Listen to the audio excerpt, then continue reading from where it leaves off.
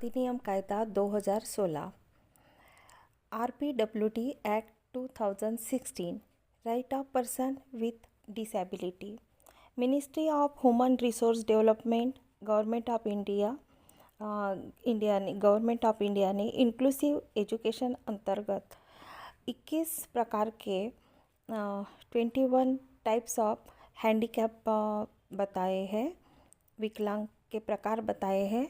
उनमें है blindness, total blindness, low vision, hearing impairment, speech and language disability, locomotor disability, mental illness, learning disability, cerebral palsy, ASD, autism spectrum disorder, multiple disability, leprosy cured person, dwarfism, intellectual disability, muscular dystrophy, chronic neurological conditions, multiple sclerosis, thalassaemia, haemophilia, sickle cell anemia, acid attack victims, Parkinson disease, and some skin related problems are also included in this handicap.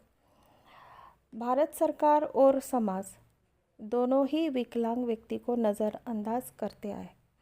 Bharat सरकार तो कहती है कम से कम 2001 के पहले तो भारत सरकार कहती थी कि हमारे देश में सिर्फ 2% ही विकलांग है।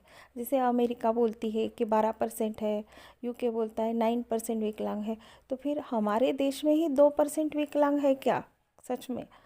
तो 2001 से पहले विकलांग लोगों की जनगणना ही नहीं हुई थी, 2001 में जनगणना हुई है।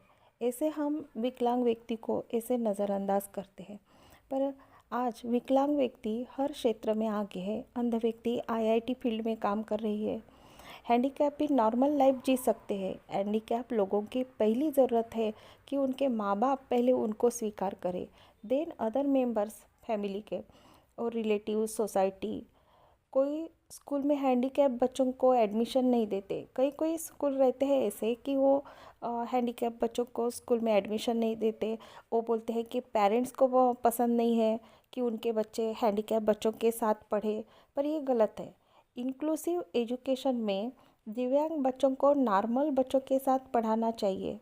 एटलीस्ट दिव्यांगता का परसेंटेज देखकर तो भी एडमिशन मिलना ही चाहिए। उनके साथ इनजस्टिस नहीं करना है। राइट टू एजुकेशन 2009 सर्व शिक्षा अभियान ने दिव्यांग बच्चों को नॉर्मल बच्चों के साथ पढ़ने का अधिकार दिया है। मैंने ऐसे कई दिव्यांग बच्चे देखे हैं जो नॉर्मल बच्चों के साथ पढ़ते हुए अपनी एबिलिटी दिखाते हैं कोई भी कंपटीशन में वगैरह। In inclusive education disability transform into ability. So समाज को अपना नज़रिया बदलना ज़रूरी है। बच्चे तो फिज़िकली हैंडीकैप है, पर हमें मेंटली हैंडीकैप नहीं बनना है। हमें उनको आशा की किरण दिखानी है, सहयोग का हाथ उनकी तरफ बढ़ाना है। 50% लोगों का मानना है कि लोग अपने पिछले जन्म के पाप के कारण विकलांग होते हैं, पर ये सरासर गलत है। ये हमारी गंदी सोच, मेंटल सिकनेस को दर्शाती है। पर हमें पता है डिसीजेस तो किसी को भी हो सकती है, पापी हो या पुण्यवान। कई वायरल इन्फेक्शन की वजह से तो विकलांगता भी आती है, लाइक पोलियो। ये तो बायोलॉजिकल है ना, पाप पुण्य का इससे कोई फ़र्क नहीं पड़ता। 2 बूंद जिंदगी के हमने बच्चों को दिए और as a result we successfully eradicated polio disease from our society. पर अपना माइंड पोलियोग्रस्त है, उसका इलाज कैसे करें?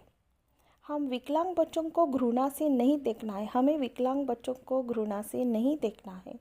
उन्हें हमारे प्यार, देखभाल की ज़रूरत है। और एक बात कहूँ, विकलांग बच्चों को समझने के लिए हमारा दिल, हमारा मन बहुत बहुत बड़ा होना चाहिए।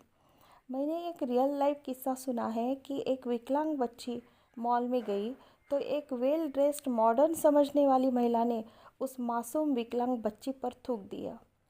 अब आप सोचिए, ऐसे किस्से बार बार होते रहते हैं विकलांग बच्चों के साथ। विकलांग कौन है? हम विथ एबिलिटी वाले कि ये डिसेबिलिटी वाले बच्चे? इनका कसूर क्या है?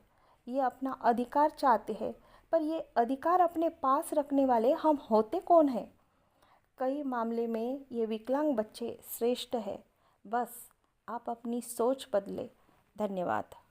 Teachers should identify disability in their students so that they could fulfill students' need.